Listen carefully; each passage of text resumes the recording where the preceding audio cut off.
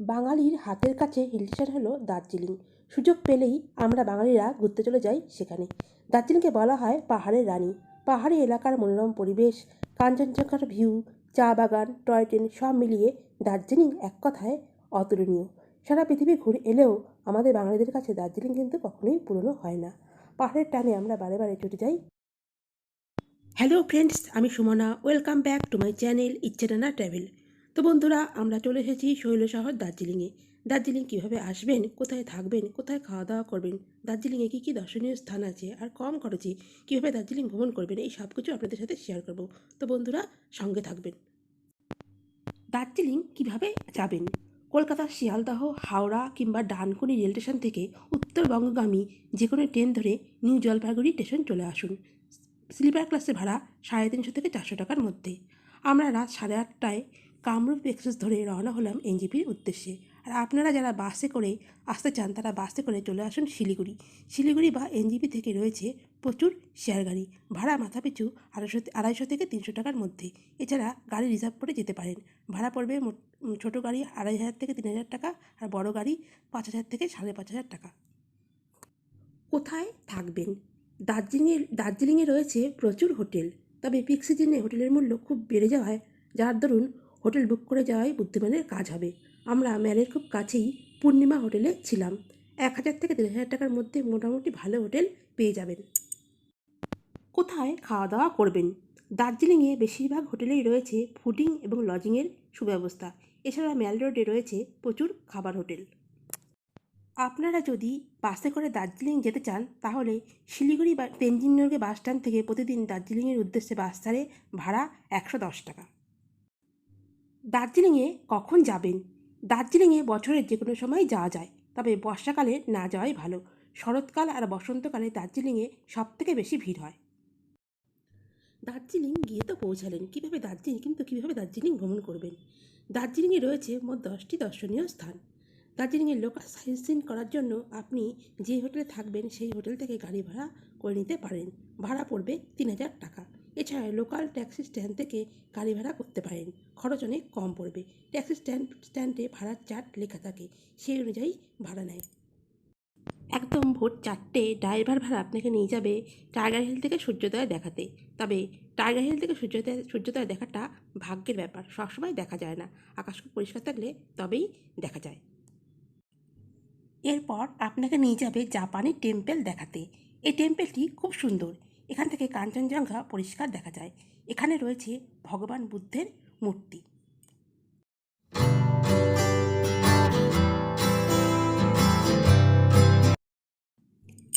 এরপর ড্রাইভার ভাই আমাদের নিয়ে গেল বাতাসিয়া লুপে।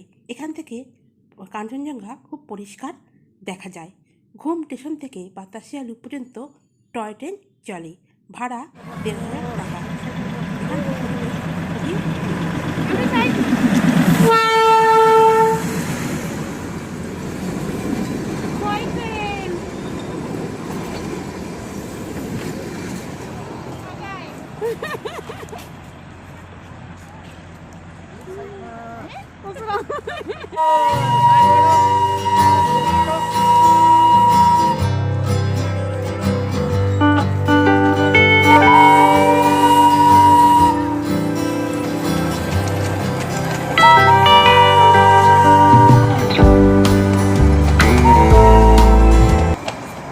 বন্ধুরা, আমরা বাতাসিয়া লুপে বেশ কিছুক্ষণ সময় কাটালাম। এখানকার পরিবেশ খুবই মনোরম।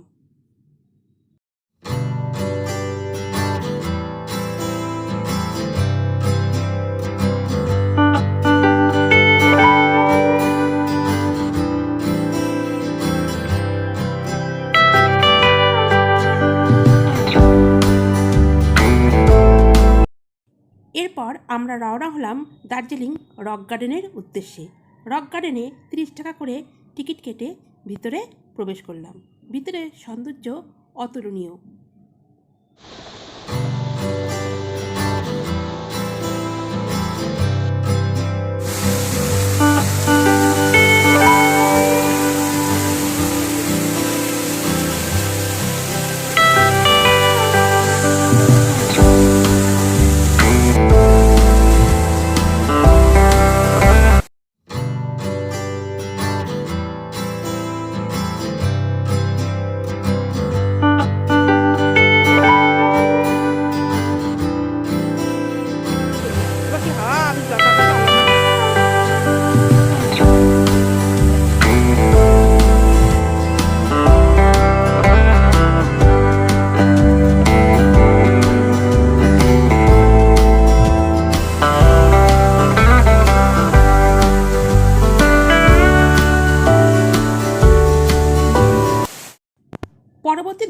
স্থান হলো দার্জিলিং জু। এখানে রয়েছে মোট 3টি point: Padmaja Naidu Himalayan zoological park, Himalayan mountaineering institute এবং মিউজিয়াম। এখানে 250 টাকা করে টিকিট কেটে ভিতরে প্রবেশ করতে হয়। এরপর আমরা চলে আসলাম দার্জিলিং টি গার্ডেনে। আমরা সবাই জানি দার্জিলিংয়ের চা স্বাদে গন্ধে অতুলনীয়। সারা পৃথিবীতে এর খ্যাতি রয়েছে। সেই চা এই টি গার্ডেনে চাষ হয়।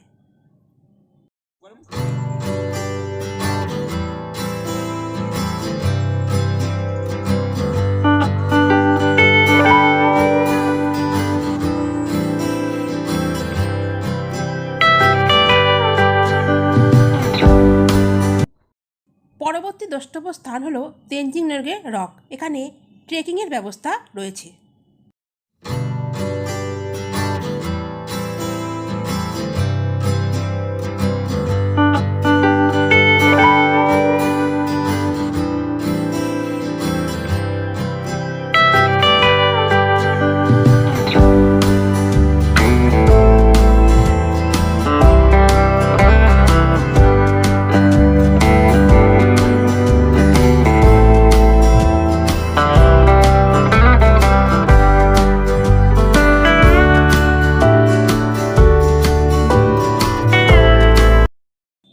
আমাদের পরবর্তী দ্রষ্টব্য স্থান হলো দার্জিলিং রোপওয়ে।